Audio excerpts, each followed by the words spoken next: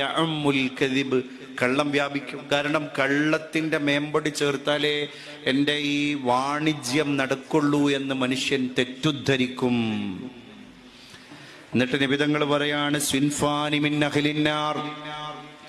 അതുകൊണ്ട് സഹാബ, നിങ്ങൾ എൻ്റെ ഉമ്മത്തിൽ അവസാന കാലക്കാർക്ക് പറഞ്ഞു കൊടുക്കണം, നരകത്തിന്റെ അവകാശികളിൽ ഏറ്റവും കൂടുതൽ അംഗസംഖ്യയുള്ളത് രണ്ട് വിഭാഗം ആളുകളാണ് ഞാൻ കണ്ടത് മിഅറാജിന്റെ രാത്രി. നിബിധങ്ങൾ പറഞ്ഞു, ഒന്നാമത്തതാരാണ്? റിജാലുൻ മഅഹും സിയാത്തുൻ കഅദ്നാബിൽ ബഖർ.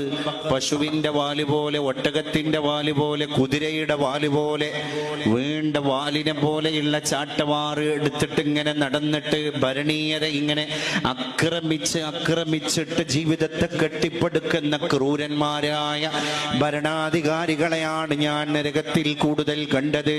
രണ്ടാം വിഭാഗം ആരാണ് നബിയേ? അപ്പോൾ അല്ലാഹുവിന്റെ റസൂല് പറഞ്ഞു, നിസാഉൻ കാസിയാത്തുൻ ആരിയാത്ത്. വസ്ത്രം ധരിച്ച സ്ത്രീകളാണ്, പക്ഷെ ആ വസ്ത്രം കൊണ്ട് പ്രയോജനമില്ല. അവര് ധരിച്ച വസ്ത്രം മുഴുവൻ അവരുടെ ആന്തരിക ആ ശരീര ബ്യൂട്ടിയെ പോലും എക്സ്പോസ് ചെയ്യാൻ ഉപകരിക്കുന്ന വസ്ത്രങ്ങളാണ്.